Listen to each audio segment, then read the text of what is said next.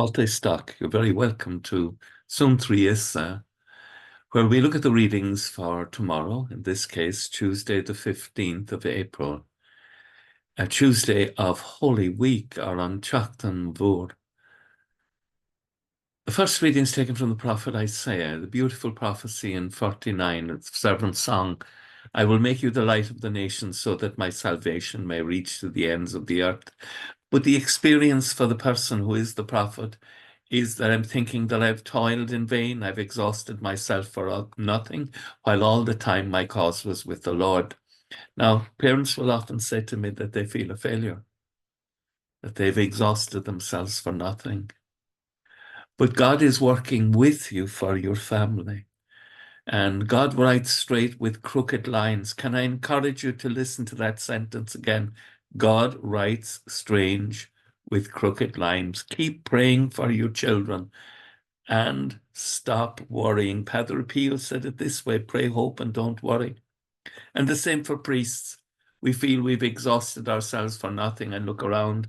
There are so few of us left and all of these things. Stop. The Lord has these things in hand. He has asked us to serve in this time of trouble. He made us for this time, and all will be well, and all manner of things will be well.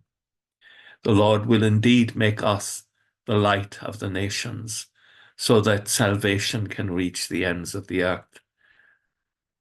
God can do things in ways we cannot understand. Put your trust in him.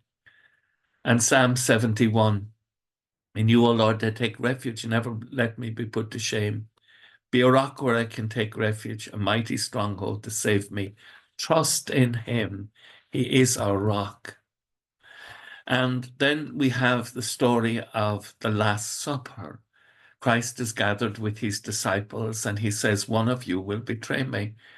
The truth is they're all going to run away and Peter will deny him. Yes, Judas is going to betray him in deepest consequence.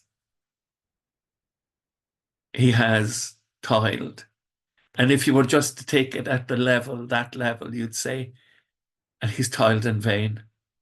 But the truth is, this is God's plan. It will lead to Calvary, and Christ, the Lamb of God, will be sacrificed, and the tree of Calvary will become the tree of life available to us in the Eucharist.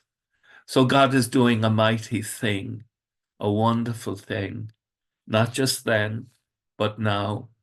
And we are called to put our trust in him and to have compassion for Peter. Sometimes people say, wasn't he an awful fellow to deny Jesus? Really?